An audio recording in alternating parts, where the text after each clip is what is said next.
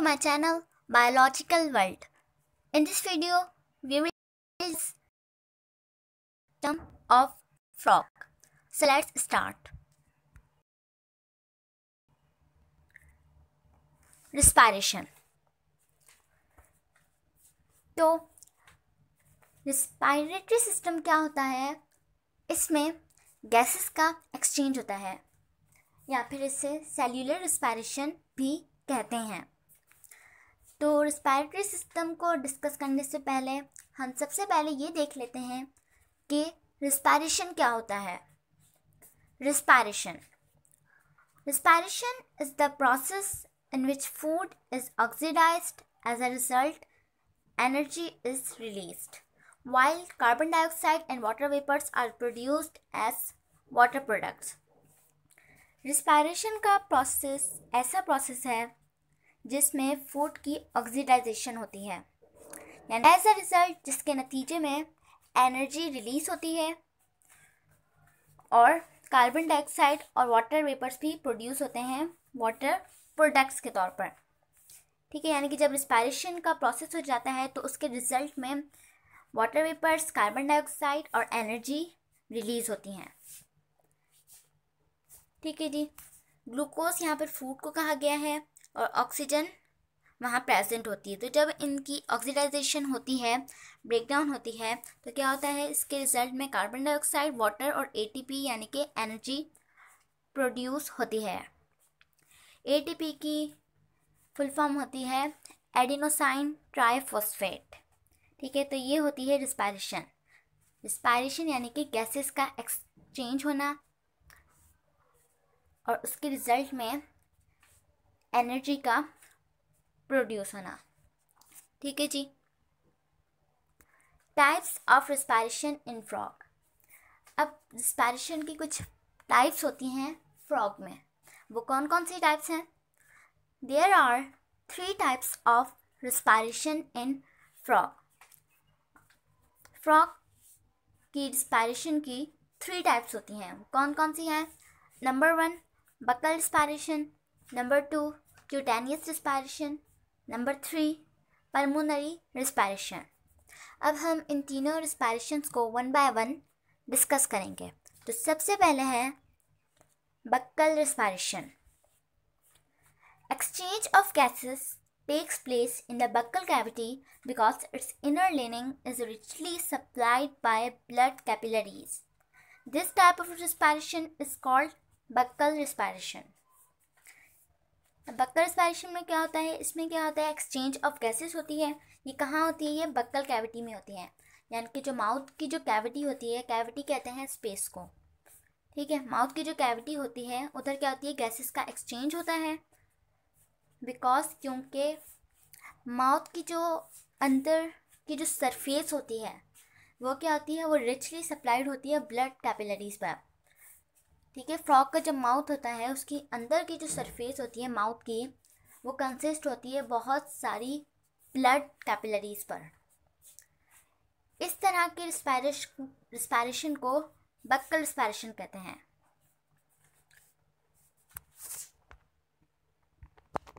तो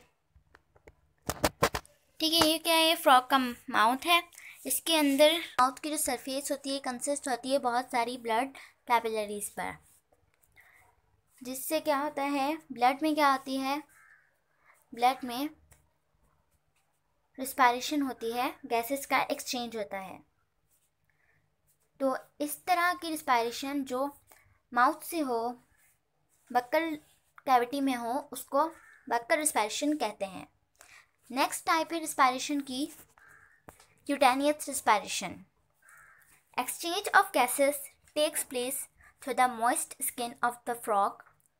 Frog uses its skin as a respiratory organ during swimming and hibernation.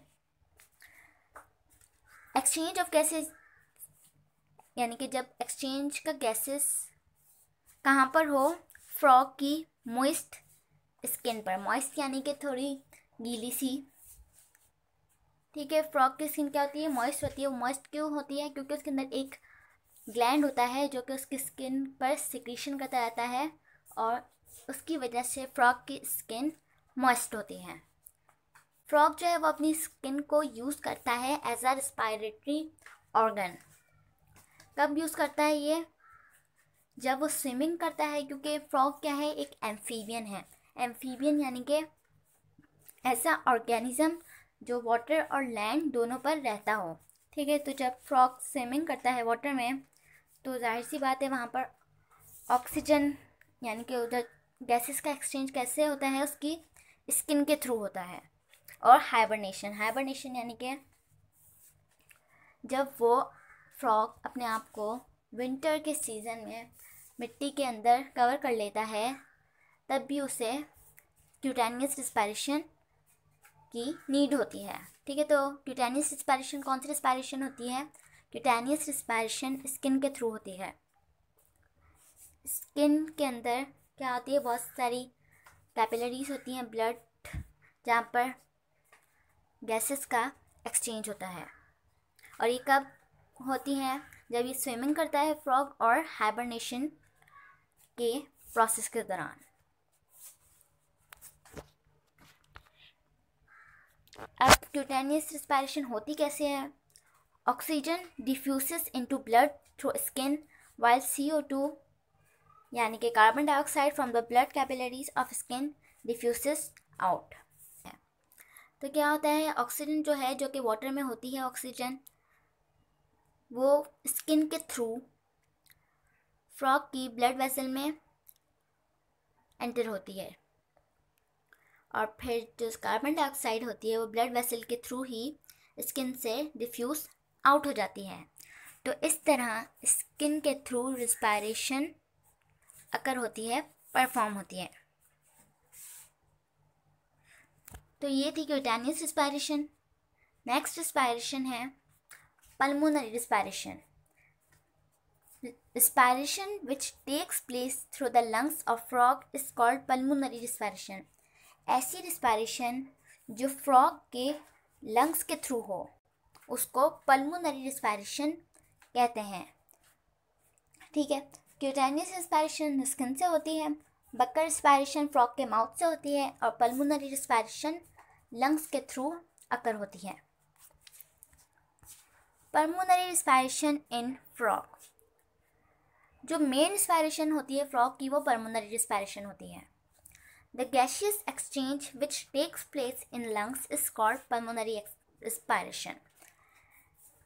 Gases का exchange जो lungs के through हो या लंग्स में हो, उसे पल्मोनरी रिस्पायरेशन कहते हैं। Following organs play a role in the mechanism of respiration in frog.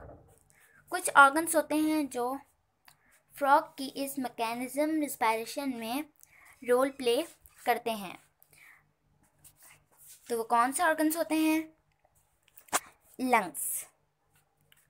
Frog has 2 balloon-like lungs. Their outer surface is smooth, but their inner surface has numerous folds, increasing the area for gaseous exchange. Frog के पास 2 balloon की तरह के lungs होते हैं। ठीक है, in lungs की जो आउटर सरफेस होती है वो बिल्कुल स्मूथ होती है, जबकि जो इनर सरफेस होती है उस पर कुछ न्यूमेरस फोल्ड्स होते हैं, जो क्या करते हैं, जो जब उसमें लंग्स में गैसेस का एक्सचेंज होता है तो क्या करती हैं वो फोल्ड्स, वो उसके एरिया को इंक्रीज़ करती हैं। हर फोल्ड में क्या होती है, गैस बढ़ जाती है। इससे क्या होता है, पूरा जो लंग होता है वो बलून की तरह फूल जाता है, और गैसेस का जो एरिया होता है वो इंक्रीज हो जाता है। ठीक है, तो फ्रॉग के पास 2 बलून की तरह के लंग्स होते हैं।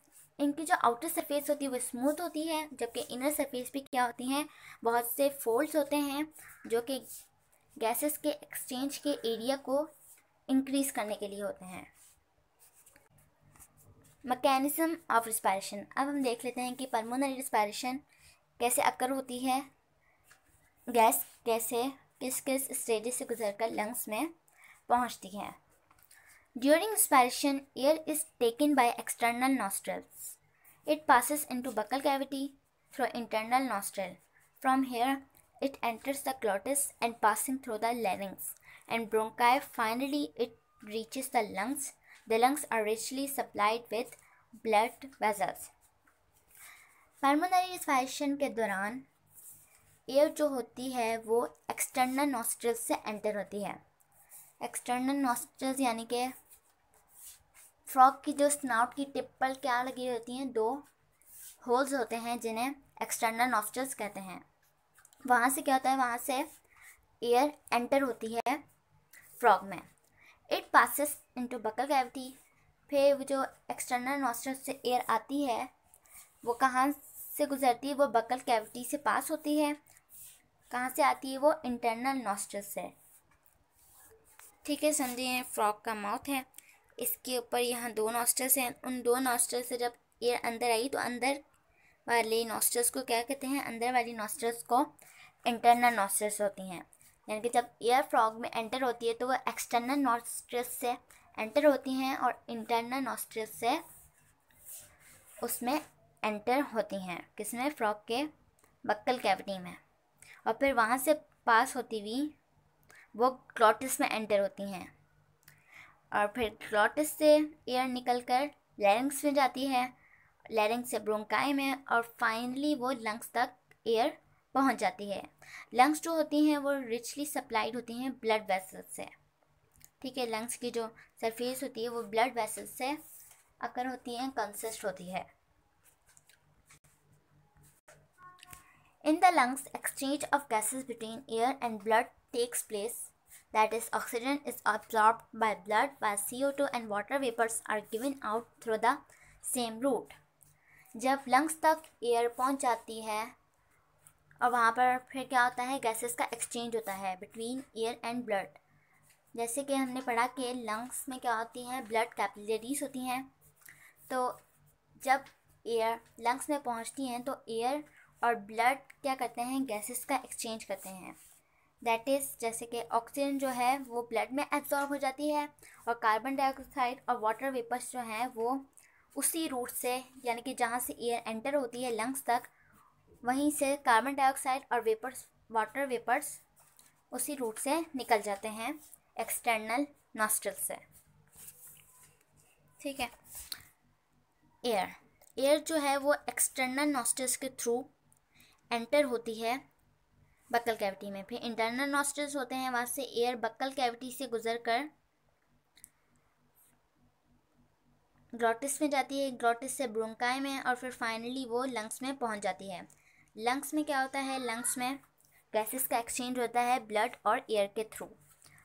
ब्लड में क्या होता है, ब्लड में ऑक्सीजन एब्जॉर्ब होती है और ब्लड क्या करता है, ब्लड ऑक्सीजन को एब्जॉर्ब कर लेता है और फिर उसी ब्लड से कार्बन डाइऑक्साइड और वाटर वेपर्स डिफ्यूज़ आउट होते हैं और वो उसी रूट के थ्रू एक्सटर्नल नॉस्ट्रल से बाहर निकल जाती हैं। तो ये था रिस्पायरेशन का प्रोसेस फ्रॉग में।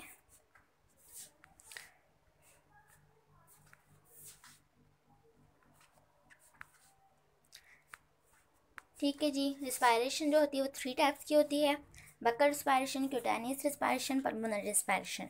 बक्कल रिस्पायरेशन माउथ के थ्रू होती है, क्यूटेनियस रिस्पायरेशन स्किन के थ्रू होती है और पल्मोनरी रिस्पायरेशन लंग्स के थ्रू होती है। तो ये था respiration system of frog. Thanks for watching. Please subscribe and like my video. Allah Hafiz.